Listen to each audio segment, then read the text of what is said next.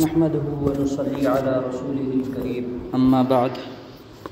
فأعوذ بالله من الشيطان الرجيم بسم الله الرحمن الرحيم فقد قال الله تبارك وتعالى في كلامه المجيد والفرقان الحميد لقد رضي الله عن المؤمنين إذ يبايعونك تحت الشجرة وقال النبي صلى الله عليه وسلم لكل نبي رفيق في الجنة ورفيقي فيها عثمان بن عفان صدق الله العظيم وصدق رسوله النبي الكريم ونحن على ذلك من الشاهدين والشاكرين والحمد لله رب العالمين۔ محترم مکرم سامعین کرام، عزت مآب بزرگوں، بھائی اور دوستو، السلام علیکم ورحمۃ اللہ وبرکاتہ۔ اللہ تعالیٰ کا بے انتہا کرم احسان ہوا کہ اللہ تعالیٰ نے ہمیں ایمان والے گھروں میں ایمان کے ساتھ پیدا کیا۔ مزید اللہ تبارک و تعالیٰ کا کرم ہوا کہ اللہ تعالیٰ نے ہمیں بروقت مسجد میں حاضری کا موقع عنایت فرمایا۔ اللہ تعالیٰ ہمیں صحیح کہنے کی توفیق عطا فرمائیں، کہنے کے بعد ہم سب کو عمل کی توفیق عطا فرمائیں، ہمارا یہاں آنا کہنا سننا قبول فرمائیں، دنیا کے اندر ہدایت، آخرت کے اندر نجات کا ذریعہ بنائیں۔ سامعین کرام، گزشتہ جمعہ کو سیرت عثمان پر ایک مختصر سی نظر ڈالی گئی، روشنی ڈالی گئی، اور آج بھی اسی سیرت عثمان کے کچھ مزید پہلوؤں پر ہم نظر ڈالیں گے۔ جیسا کہ گزشتہ جمعہ کو میں نے آپ کے سامنے مختصراً ذکر کیا کہ حضرت عثمان غنی رضی اللہ عنہ کو نبی پاک صلی اللہ علیہ وسلم کی یکے بعد دیگرے دو بیٹیاں نکاح میں آئیں، جس کی وجہ سے حضرت عثمان غنی رضی اللہ عنہ کو ذو النورین کا لقب حاصل ہے، اور حضرت عثمان غنی رضی اللہ عنہ آدم علیہ السلام سے لے کر قیامت تک اس لیے کیونکہ نبی پاک صلی اللہ علیہ وسلم آخری نبی ہیں، آپ کے بعد نبی کوئی آئے گا نہیں، نبوت کا دروازہ بند ہو چکا ہے۔ اب جو کوئی شخص لعین، زندیق، جھوٹا، دجال، کذاب نبوت کا دعوے دار ہوگا، وہ جھوٹا ہوگا، وہ کذاب ہوگا، وہ دجال ہوگا۔ اور ایسا ہونا بھی ہے اور ہوا بھی ہے، کیونکہ نبی پاک صلی اللہ علیہ وسلم کی پیشگوئیاں تھیں۔ احادیث کے اندر اس کا ذکر ملتا ہے کہ آپ نے پیشگوئی فرمائی تھی کہ ایسا ہوگا، میرے بعد چند ایک تعداد بتائی تھی کہ اتنے جھوٹے کذاب دجال نبوت کا دعویٰ کریں گے، مگر تم میں سے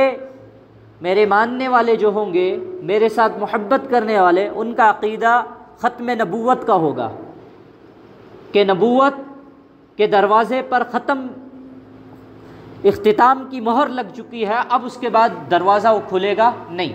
اب چونکہ نبی پاک صلی اللہ علیہ وسلم کے بعد کوئی نبی آنے والا نہیں ہے، تو حضرت عثمان غنی رضی اللہ عنہ قیامت تک آدم علیہ السلام سے لے کر ایسی شخصیت ہیں جن کے نکاح میں نبی کی دو بیٹیاں آئیں۔ یہ کسی اور کو شرف حاصل نہیں ہے۔ اگر کل قیامت کے دن حضرت عثمان غنی رضی اللہ عنہ اس وجہ سے کھڑے ہو جائیں، یا اللہ تعالیٰ کی طرف سے جو ہے سوال ہو کہ وہ شخص کھڑا ہو جائے جس کے نکاح میں کسی نبی کی دو بیٹیاں آئیں، تو پوری اس محشر کے میدان میں جو انسانیت جمع ہوگی، جو انسان جمع ہوں گے، جن و انسان، ان میں ایک شخص کھڑے ہوں گے، وہ ہوں گے حضرت عثمان غنی رضی اللہ عنہ۔ نہ کوئی نبی کھڑا ہو سکے گا، نہ کوئی نبیوں کے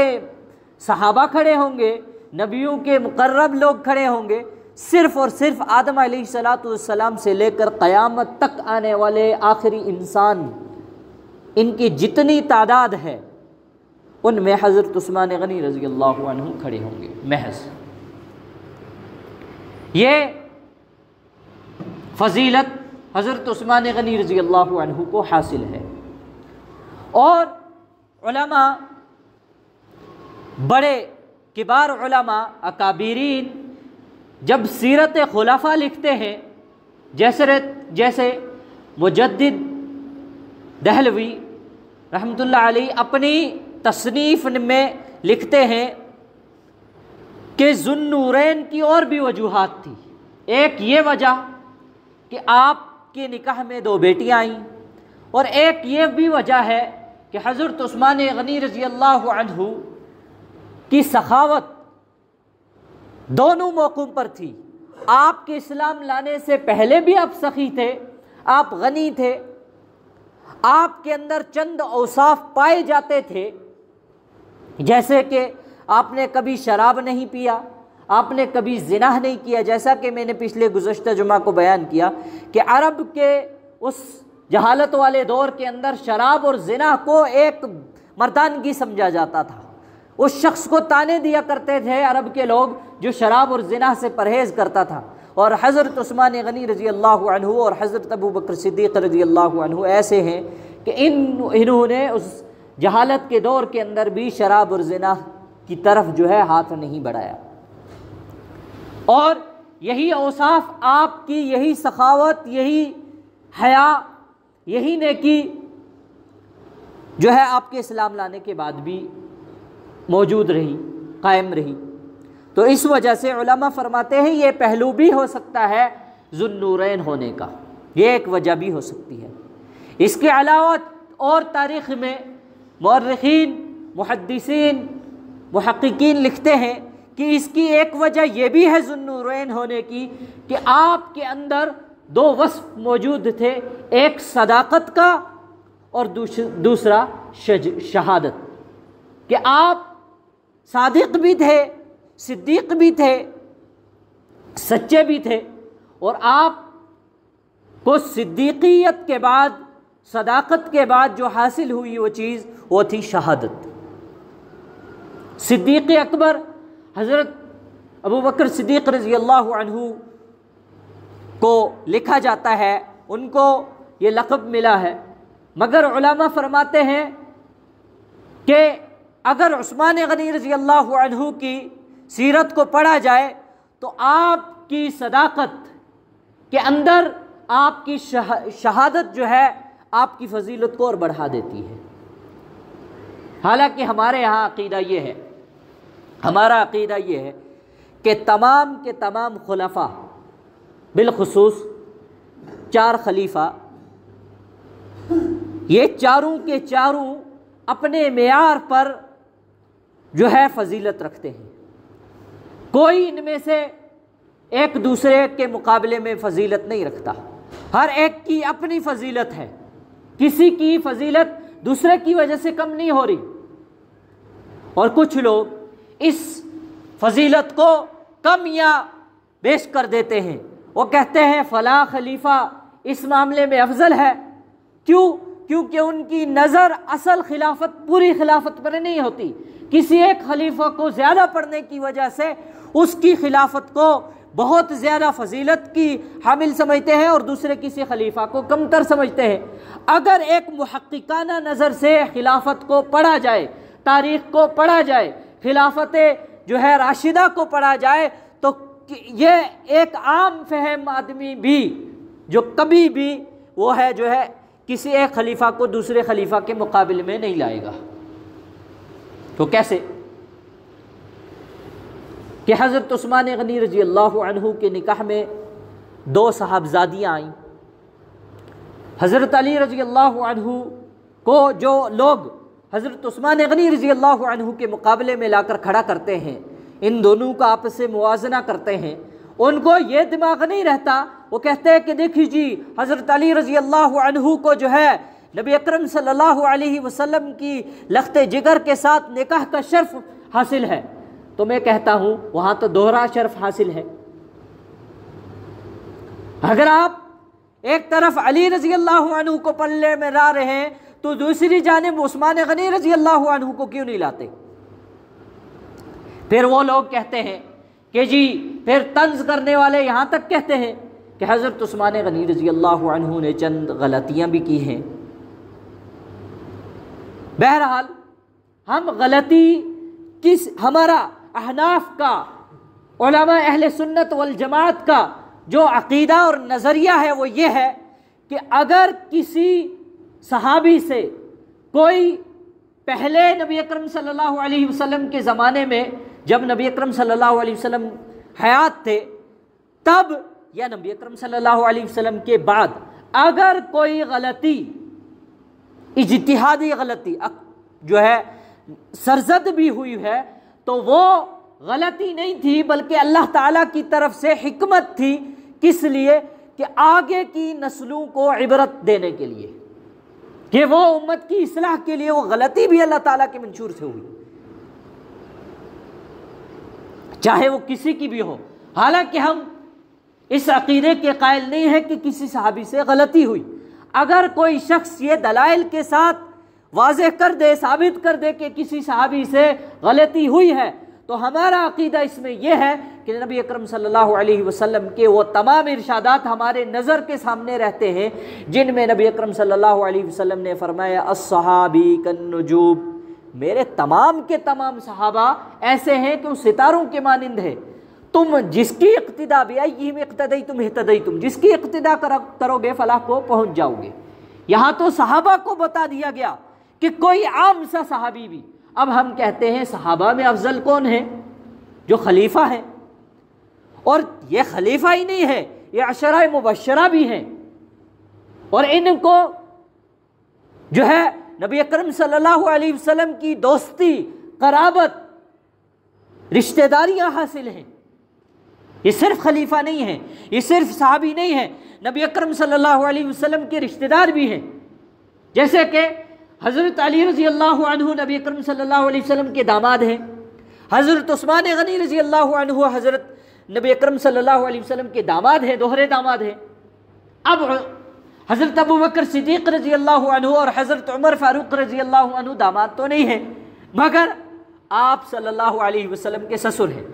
دونوں یہ خلیفہ۔ کیسے؟ امی عائشہ رضی اللہ عنہا بیٹی ہے حضرت ابو بکر صدیق رضی اللہ عنہ کی، تو آپ نے رشتہ دیا نہیں پر لیا تو ہے، رشتہ داری قائم ہو گئی۔ پھر حضرت عثمان غنی، حضرت عمر فاروق رضی اللہ عنہ کی بیٹی حضرت حفصہ رضی اللہ عنہا، یہ نبی اکرم صلی اللہ علیہ وسلم کی اہلیہ ہے، ہماری جو ہے امہات میں سے ہے، ام المؤمنین ہے، ازواج مطہرات میں سے ہے، تو آپ نے لیا نہیں دیا تو ہے، دیا نہیں لیا تو ہے رشتہ۔ تو معلوم چلا کہ یہ صرف خلیفہ نہیں ہے، یہ صرف صحابی نہیں ہے، نبی اکرم صلی اللہ علیہ وسلم کے قریبی رشتہ دار بھی ہیں،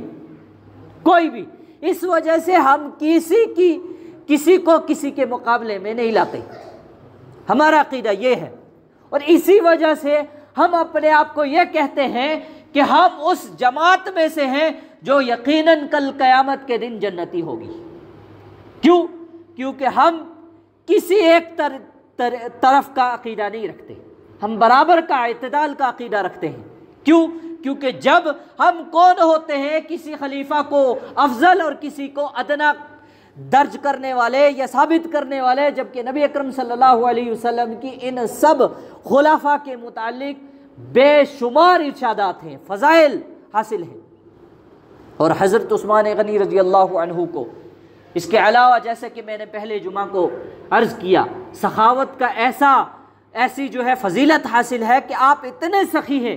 کسی موقع پر بھی نبی اکرم صلی اللہ علیہ وسلم کی حیات میں جہاں مسلمانوں کو کوئی پریشانی لاحق ہوئی، کسی پریشانی کا سامنا کرنا پڑا اور وہ پریشانی مال کی کمی کی وجہ سے تھی، تو حضرت عثمان غنی رضی اللہ عنہ نے اپنا پورا مال پیش کر کے اس پوری امت مسلمہ اور اس وقت کے مسلمانوں کی وہ کمیاں پوری کر دی۔